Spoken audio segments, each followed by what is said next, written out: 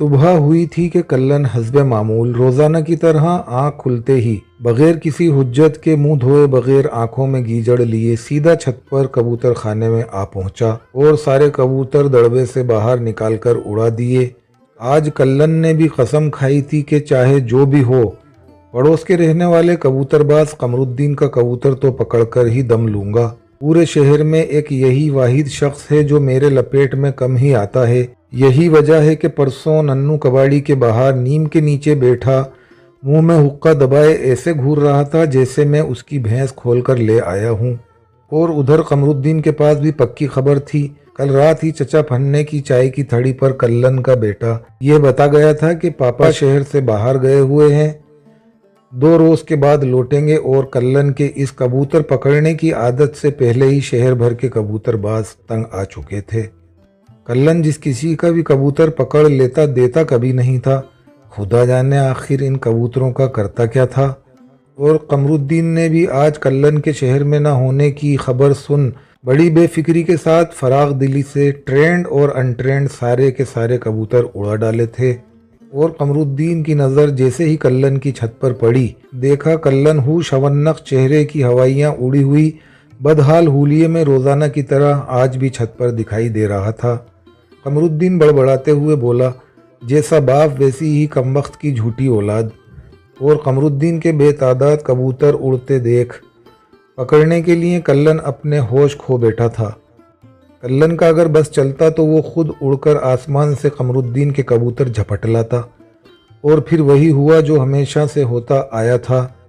बिल्ली के नसीब का छींका टूट गया और कमरुद्दीन का एक अनट्रेंड कबूतर कल्लन की छत पर आ बैठा। कबूतर को देख कल्लन बोला, अब आया ऊंट पहाड़ के नीचे, अभी पकड़कर पर कतरता हूँ साले के। उधर कमरुद्दीन का कबूतर पंजों के बल चौकन्ना अंदाज में गर्दन को ऊंची उठाए पूरी छत का जायजा ले चुका था कि मैं किसी दूसरे की छत पर आ बैठा हूँ। सो दोबारा वहां से उड़ने की पूरी तैयारी कर चुका था। इससे पहले कि कबूतर उड़ता कल्लन कबूतर को झपटने ही वाला था कि कल्लन की बीवी नज्जो सीढ़ियों से हंगामे की शक्ल इख्तियार किए एक ही सांस में यह चीखती हुई छत की तरफ बढ़ रही थी कि 10 बज गए हैं, काम पर नहीं जाना क्या, या सारा दिन इन कबूतरों में ही लगे रहोगे। अल्लाह भला करे गांव की उस कुबड़ी खाला का जिसने इस निठल्ले से मेरी शादी करा दी। झुंझला कर जो छत का दरवाज़ा खोला, दरवाजे के सहारे खड़ा बाबा आदम के ज़माने का लोहे का वो तबाक जिसमें कबूतर नहाते थे। दरवाज़ा खुलने से वो भी बाआवाज़ बुलंद फर्श पर जा गिरा। और इस हंगामे से चौंक कर कमरुद्दीन का कबूतर तो वहाँ से रॉकेट हो ही लिया और साथ में 3 कबूतर कल्लन के भी कभी न आने की कसम खाकर रवाना हो लिए। और 2 परकटे कबूतर पड़ोस की निचली छत पर जा गिरे जहाँ पर पहले से ही बिल्ली आराम फरमा थी और इस मकान में कोई रहता न था। सो मोहल्ले की सारी बिल्लियों का यह पसंदीदा ठिकाना था।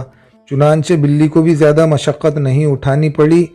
सो वो 2 कबूतर बिल्ली की नज़र हो गए। नतीजा ये हुआ कमरुद्दीन का कबूतर तो हाथ आया नहीं और 5 कबूतर अपने गंवा बैठा। और कल्लन चिल्लाता हुआ बोला, सारी मेहनत पर पानी फेर दिया। पूरी दुनिया में बस एक तू ही मिली थी मुझे। न जाने कौन सी मनहूस घड़ी थी जब उस कुबड़ी खाला ने इस हादसे को अंजाम दिया और नज्जो की शक्ल में सारे गांव की परेशानी को फ़कत मेरे गले बांध दिया। हाय रे मेरी किस्मत।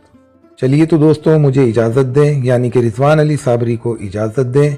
और अगर आपने चैनल को सब्सक्राइब नहीं किया तो दोस्तों चैनल को सब्सक्राइब कर दें और साथ ही साथ बेल आइकन का बटन प्रेस कर लें। तो दोस्तों मुझे इजाज़त दें, यानी कि रिजवान अली साबरी को इजाज़त दें। और दोस्तों आपको ये कहानी कैसी लगी ज़रूर बताइएगा कमेंट करके।